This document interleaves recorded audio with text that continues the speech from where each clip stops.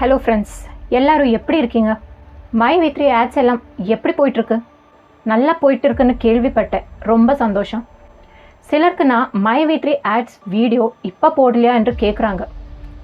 அதனால தான் நினச்சேன் அதை பற்றி கொஞ்சம் பேசுவோன்னு. அதுக்கு முன்னாடி வேற ஒரு ஸ்கேம் பற்றி சொல்லிக்கிறேன். அது எனக்கே நடந்திருக்கு. உங்கள் வாட்ஸ்அப்பில் திடீர்னு ஒரு குரூப் க்ரியேட் ஆகும். அதில் சொல்கிறது ஆன்லைன் ஜாப் பண்ணி சம்பாதிக்கலாம் என்று. ஜென்யூனான ஆன்லைன் ஜாப்ஸ் கூட இருக்குங்க. நான் இங்கே அதை பற்றி சொல்ல வரல. எனக்கும் இந்த மாதிரியான ஒரு மெசேஜ் வந்துச்சு. ஜாப் என்னன்னு கேளுங்க. இது மாதிரி அவர் சொல்கிற சைட்டில் போய் ரிவ்யூ கொடுக்கணும். அப்புறம் அதை ஸ்க்ரீன்ஷாட் எடுத்து இவருக்கு அனுப்பினா ஒரு ரிவ்யூக்கு 50லேருந்து 150 ரூபாய் வரை கிடைக்கும். ஓகேவா? அது பார்த்தப்பவே தெரிஞ்சிச்சு இது ஸ்கேம்னு.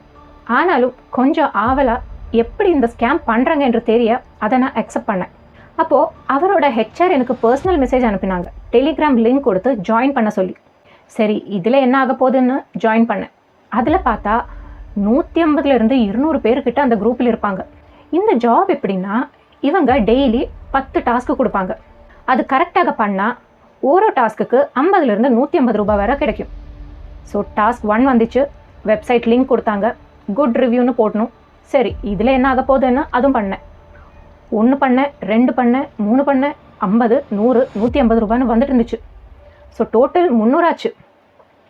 தேர்ட் டாஸ்க், ஃபோர்த் டாஸ்க்னு பண்ணப்போ அந்த நெக்ஸ்ட் டாஸ்க் வந்துச்சு இல்லையா, அதில் பார்த்தீங்கன்னா அங்கே தான் இருக்குது ஆப்பு. அந்த டாஸ்க்கு ரிவ்யூ கொடுக்க இல்லை. இந்த மை வி3 பேம்ப்ளெட் மாதிரி ஒன்று காமிச்சாங்க. அதில் நீங்கள் 1000 ரூபாய் டெபாசிட் பண்ணால் கொஞ்ச நேரத்திலே 1300 ரூபாய் கிடைக்கும். 3000 போட்டால் 4500 கிடைக்கும். அப்படியே 30000 வரை இருக்குது. நானாவதும் போடுறதாகட்டும். டாஸ்க் 4க்கு வெயிட் பண்ணேன். அப்போ பார்த்தா இந்த ஹெச்ஆர் எனக்கு மெசேஜ் அனுப்பினாங்க. நீங்கள் எந்த அமௌண்ட் செலக்ட் பண்ணீங்க என்று கேட்டு. நான் சொன்னேன், நான் இந்த டாஸ்க் ஸ்கிப் பண்ணுறேன் என்று. நான் இந்த டாஸ்க்கை ஸ்கிப் பண்ணுறேன் என்று. அப்போ அவர் சொன்னது என்னென்னா, டாஸ்க்கு ஸ்கிப் பண்ணிங்கன்னா நெக்ஸ்ட் ரிவ்யூ கொடுக்கும்போது 150 ரூபாய் வராது, 25 ஆகிடும் என்று. சரி, பரவாயில்லன்னு சொன்னேன். நெக்ஸ்ட் டாஸ்க்கு வந்துச்சு. ரிவ்யூ போட்டேன். 25 ரூபாய் வந்துச்சு. 2 டாஸ்க்கு அப்புறம் திருப்பி இந்த பேம்ப்ளெட் போடுறாங்க.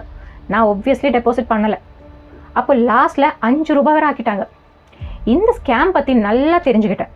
இதில் சுவாரஸ்யம் என்னென்னா, குரூப்பில் இல்லை எல்லாரும் மெசேஜ் அனுப்பிட்டு இருக்காங்க.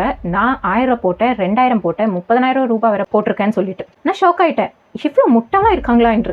இந்த ஹெச்ஆர் எனக்கு இதுக்கு இடையில மெசேஜ் அனுப்புது. உங்கள் கேஷ் எவ்வளோ என்று சொல்லுங்க. நான் சொன்னேன், சாரி, இன்வெஸ்ட் பண்ணுற டாஸ்க் நான் பண்ண மாட்டேன். அப்போ பார்த்தீங்கன்னா அந்த ரிவ்யூ போட்ட கேஷ் கூட அப்புறமா வரல. நான் பிரெயின் வாஷ் ஆக மாட்டேன்னு தெரிஞ்சுக்கிட்டாங்க. ஒரு 2 மினிட்ஸ்க்கு அப்புறம் திருப்பி இந்த குரூப்பில் மெசேஜ் வருது. I receive the payment with profit, thank you அப்படின்னு எல்லாரும் கண்டினியூஸாக ஒன்றுக்கு மேலே ஒன்று மெசேஜ் வந்துக்கிட்டே இருக்கு இந்த குரூப்பில். ஸோ இதில் அவர் பண்ணுறது என்னன்னு தெரிஞ்சதா உங்களுக்கு? பெரிய மீனை பிடிக்க சின்ன மீனை போடுறது தான். சின்ன சின்ன ப்ராஃபிட் கொடுத்து பெருசாக லம்பாக ஆட்டை போடத்தான். இதுக்குள்ளே நான் என்ன பண்ணேன்னா, செப்பரேட்டாக இந்த குரூப்பில் கொஞ்சம் பேருக்கு மெசேஜ் பண்ணி கேட்டேன், நிஜமாக உங்களுக்கு கேஷ் வந்துச்சான்னு. அதில் சிலர் கோவப்பட்டு எனக்கு இதுவரை வந்துச்சு, ஏன் கேட்குறேன் என்றெல்லாம் டெக்ஸ்ட் பண்ணாங்க. அதுவும் நான் யாரெல்லாம் செலக்ட் பண்ணி மெசேஜ் அனுப்பினோ அவங்களெல்லாம் இந்த மாதிரி தான் ரிப்ளை கொடுத்துட்டு இருந்தாங்க. அப்போதாங்க இதோட மாஃபியா கூட்டமே வெளியில் வந்துச்சு. இந்த குரூப்பில் 90% இவரோட ஆளுங்க தான். பெரிய கேஷ் போட்ட மாதிரியும் ப்ராஃபிட் கிடைச்ச மாதிரியும் மெசேஜ் பண்ணுறது. ஏன்னா அதை பார்த்து பாவ மக்கள் பிரெயின் வாஷ் ஆகி ஏமாறது ஈஸி ஆகிடும் இல்லையா? நெக்ஸ்ட் நான் என்ன பண்ணேன்னா, இந்த குரூப்பிலேயே இது ஒரு ஸ்கேம் என்று சொல்லலான்னு நினச்சேன். அப்படியாவது இதுக்குள்ளே இருக்கிற அப்பாவிங்க தப்பிச்சிடட்டும் என்று நினச்சி பார்த்தேன். நான் டைப் பண்ணேன், this is a scam, please don't believe it, most of the people in this group are fake. Next என்ன ஆச்சுன்னு தெரியுமா உங்களுக்கு? என்னோட டைப் பண்ண மெசேஜ் அந்த குரூப்பில் போடக்கூட முடியல. இந்த ஸ்கேமு, சீட்டு, ஃப்ராடு அந்த மாதிரியான வேர்ட்ஸ் ப்ரொடெக்ட் பண்ணி வச்சுருக்காங்க. ஸோ அது நம்மளால் டைப் பண்ணி போட முடியாது. இது 100% ஃபேக்னு தெரிஞ்சப்போ வாட்ஸ்அப்பில் போய் நல்ல நாக்க பிடுங்குற மாதிரி மெசேஜ் போட்டேன். அங்கே ஜென்யூனான ஆளுங்க இருக்காங்க, அதனால தான். அப்போ பார்த்தா சடனாக அவர் என்ன பிளாக் பண்ணிட்டாங்க. என்னோட ஃப்ரெண்டுக்கும் இதே அனுபவம் இருந்துச்சு. அவங்க வேற 2000 ரூபாய் கூட போட்டிருக்காங்க. அது அப்புறமா தான் எனக்கு தெரிய வந்துச்சு. இந்த மாதிரி என் ஃப்ரெண்ட் அந்த குரூப்பில் உள்ள ஒரு ஆள் கிட்ட பேச ட்ரை பண்ணப்போ அவர் மெசேஜுக்கு ரிப்ளை பண்ணல. அப்போ ஃபேஸ்புக்கில் போய் அவர் நம்பர் எடுத்து கால் பண்ணி பார்த்துருக்காங்க. அப்போ பார்த்தா ஏதோ வில்லேஜில் ஒரு ட்ரக் டிரைவராக அந்த ஆள் வேலை பார்த்துட்டு இருக்காங்க. அவருக்கு இதை பற்றி ஒன்றும் தெரியாது. அவரோட ஐடி டீட்டெயில்ஸ் எல்லாம் யூஸ் பண்ணி இப்படி எல்லாம் ஃப்ராட் பண்ணிட்டு இருந்தாங்க. ஆன்லைன்ல ஜாப் ப்ரொவைட் பண்றன்ற பேர்ல ஒரு புது டைப் ஸ்கேம்ல ஒரு மோசடி கும்பல் இறங்கி இருக்காங்க. அதாவது வீட்டுல இருந்து லட்சக்கணக்கில் பணம் சம்பாதிக்கலான்னு நம்ம கிட்ட ஆசையை தூண்டி நம்ம அக்கவுண்ட்ல இருக்கிற பணத்தை கொள்ளையடிக்கிறது தான் அவங்க ஸ்டைல். சமீப காலத்துல நிறைய பேர் இந்த ஸ்கேமர்ஸ்னால பாதிக்கப்பட்டு லட்சக்கணக்கில் பணத்தை இழந்திருக்காங்க. அவங்க எல்லாம் யாருன்னு பாத்தீங்க அப்படின்னா, நம்மளோட பண தேவையை ஏதாவது ஒரு வகையில பூர்த்தி பண்ணணும் அப்படின்னு நினைக்கிற இந்த காலத்து யங்ஸ்டர்ஸும் இல்லத்தரசிகளும் தான். அவங்க உங்களுக்கு போடுற ஃபர்ஸ்ட் தூண்டில என்னன்னு பாத்தீங்க அப்படின்னா வீட்டில் இருந்தவாறே லட்சக்கணக்கில் பணத்தை சம்பாதிக்கலாம், டாஸ்க் பெர்ஃபார்ம் மூலம் இது சாத்தியம் அப்படின்னு சொல்ற ஒரு மெசேஜ் தான். இந்த மெசேஜுக்கு நீங்க ரிப்ளை அனுப்பும் போது அவங்க உங்களுக்கு ஒரு யூடியூப் லிங்கையோ இன்ஸ்டாகிராம் லிங்கையோ அனுப்புவாங்க. அந்த லிங்க்ல நீங்க உள்ள போய் இருக்கிற வீடியோவை சப்ஸ்கிரைப் பண்ணி ஸ்கிரீன்ஷாட் எடுத்து அனுப்ப சொல்லுவாங்க. அதுதான் உங்களோட ஃபர்ஸ்ட் டாஸ்க்னு சொல்லுவாங்க.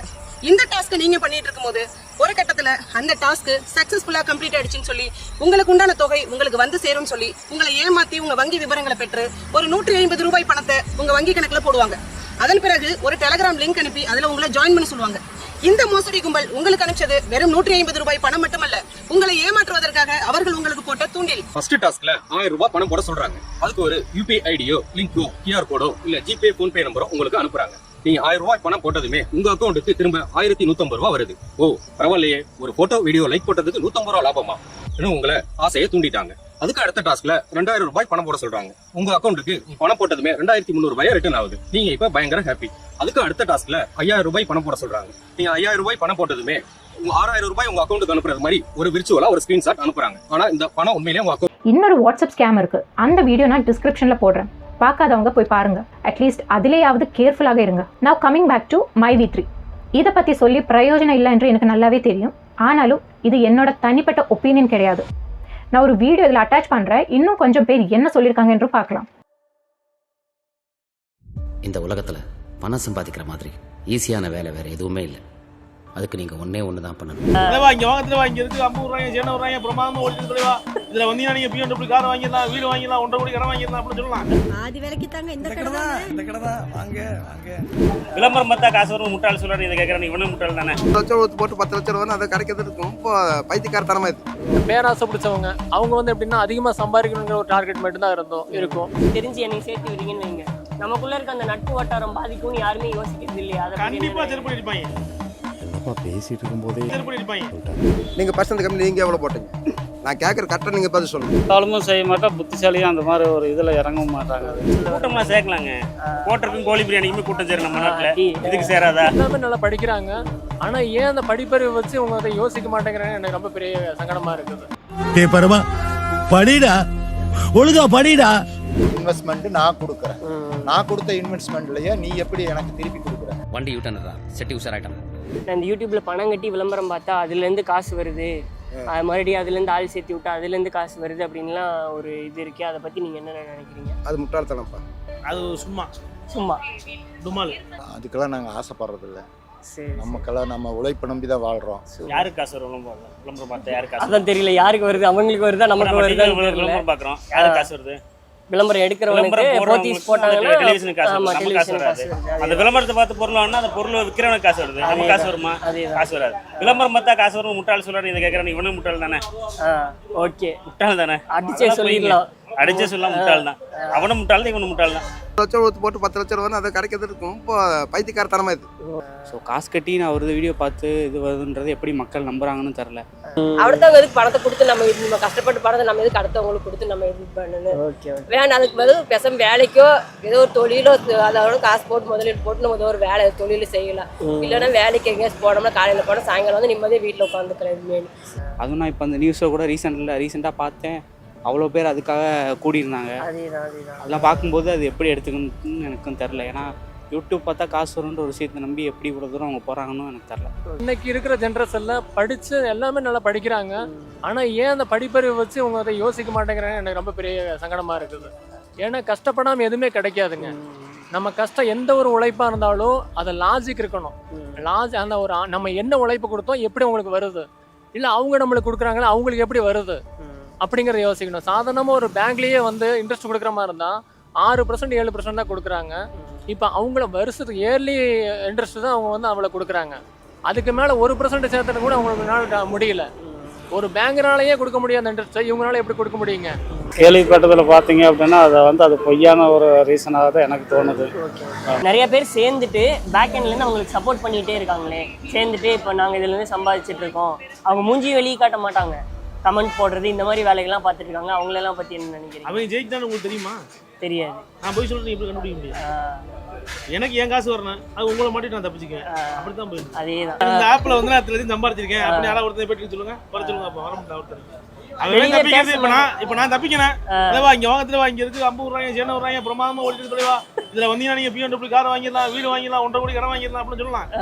நீங்க ஏன் விட்டு காசு நான் உங்கள்கிட்ட சம்பாதிச்சு நான் பாட்டுக்கு போயிருவேன். அப்ப நீங்க வேலை பிடிக்கணும். பேர் இந்த லேடிஸ் இருக்காங்க, கொஞ்சம் வயசானவங்க இருக்காங்க, அவங்க தான் நிறைய பேர் இது பண்ணிருக்காங்க. ஸோ எனக்கு தெரிஞ்சவங்களும் ஒரு சில பேர் நான் பார்த்துருக்கேன். அவங்களும் இந்த மாதிரி இதெல்லாம் இருக்காங்க.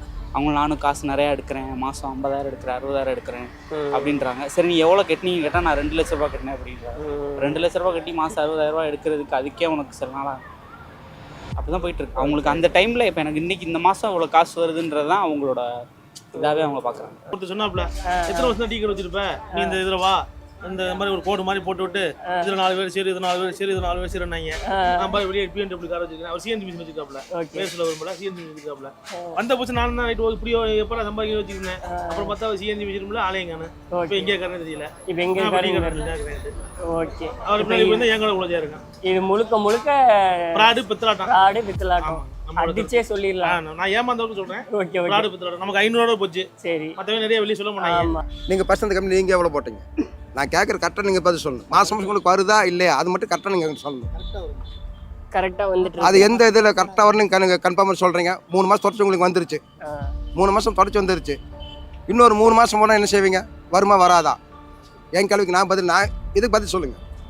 நீங்கள் போட்ட காசு உங்களுக்கு 3 மாதத்துக்கு கரெக்டாக வந்துருச்சு. இதே 3 மாதம் கழிச்சு அந்த காசு உங்களுக்கு மறுபடியும் உங்களுக்கு வருதா? ஒரு அக்கௌண்ட்டில் வந்தால் பரவாயில்ல, பல அக்கௌண்ட்டில் இருந்தாலும் வருது.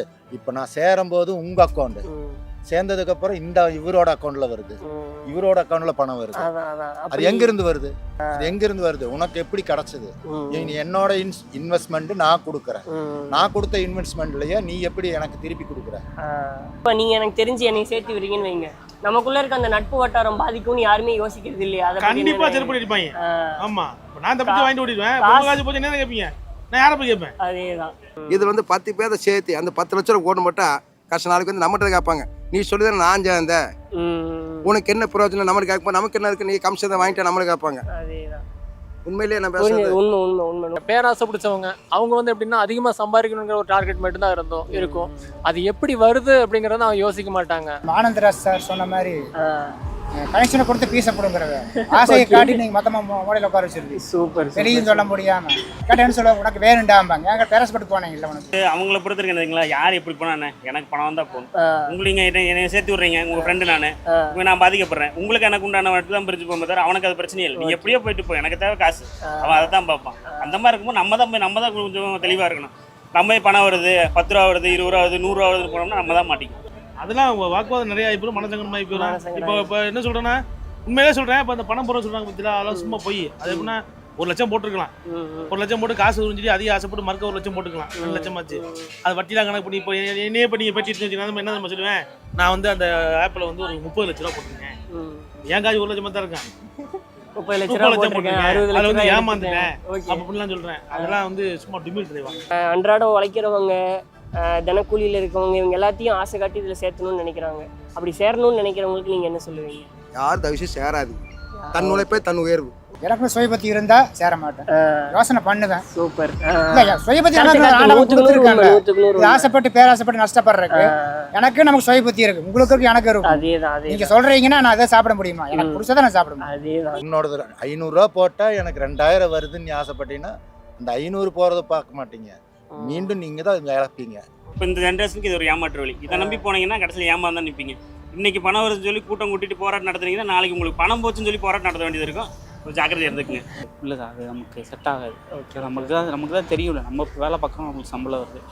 ஒரு நாள் நான் ஃபுல்லாக வேலை பார்க்குறதுக்கு அதுக்காக அவங்க எவ்வளோ சம்பளம் கொடுக்குறாங்க, அதுக்கு நான் எவ்வளோ வேலை பார்க்குறேன்னு எனக்கு தெரியும். ஸோ சடனாக ஒருத்தவங்க இவ்வளோ காசு கிடைக்குதுன்ற போது அது கண்டிப்பாக செட் ஆகும். முட்டாளுமும் செய்ய மாட்டேன், புத்திசாலியும் அந்த மாதிரி ஒரு இதில் இறங்கவும் மாட்டாங்க. அது பாடுபடுற காசு கொண்டு போய் ஒருத்தரை வந்து கூப்பிட்டு கேட்குறாரு அப்படின்னாக்கா அதை கொடுக்கறதுக்கு யோசனை பண்ணுவாங்க. அதுலேயும் ஏமாந்தவங்க கொடுத்து தான் இந்த மாதிரி எல்லாம் ஏமாற்றி இது பண்ணிட்டு கிடக்குறாங்க. அது இந்த மாதிரி கம்பெனிகள்லாம் நான் நிறைய பார்த்துருக்கேன். எல்லாமே ஆம்பே இந்த மாதிரி நிறைய இருக்குது. இதெல்லாம் வந்து இன்னைக்கு இருந்த இடமே தெரியாமல் போயிடுச்சு. ஏன்னா ஆரம்பத்தில் இப்போ அதே மாதிரி தான் முக்கியமான பிரபலங்களெல்லாம் வச்சு அவங்க மார்க்கெட்டிங் பண்ணாங்க, விளம்பரப்படுத்துனாங்க. ஆனால் இப்போ அந்த கம்பெனி வந்து என்ன நிலைமைன்னு உங்களுக்கு எல்லாம் தெரியும். இருந்த இடமே தெரியாமல் போயிடுச்சு. இதுக்கு என்ன காரணம்னா திடீர்னு வர்ற எதையுமே நம்பாதீங்க. எதையுமே கொஞ்சம் அதோட ஃப்ளாஷ்பேக் கொஞ்சம் பாருங்க. எத்தனை வருஷமா அந்த கம்பெனி இருக்கு, எத்தனை வருஷமா அதை நடத்திட்டு இருக்கிறாங்க, அதை நடத்துறது யாரு, எத்தனை பேர் லேபரா இருக்கிறாங்க, அவங்களுக்கு எப்படி லாபம் வருது. நம்மளுக்கு ஒரு நாளைக்கு விளம்பரம் பார்த்தா 5 ரூபா 10 ரூபா கொடுக்குறாங்கன்னா கோடிக்கணக்கானவே அதை அவங்க கொடுக்கும் போது அவங்களுக்கு எப்படி அவங்களுக்கு நஷ்டமாகாதா, அவங்களுக்கு எதை வச்சு அவங்க உற்பத்தி பண்றாங்க. ஸோ மீண்டும் இன்னொரு வீடியோ சந்திக்கலாம். நன்றி, வணக்கம். யூடியூப் சேனலுக்கு எல்லாருமே லைக் பண்ணுங்க, ஷேர் பண்ணுங்க, சப்ஸ்கிரைப் பண்ணுங்க. அந்த பெல்லுங்கிற பட்டன் இருக்கும், உங்க பொண்ணான கையால் அந்த பெல்லை மட்டும் கொஞ்சம் அமுக்கிடுங்க.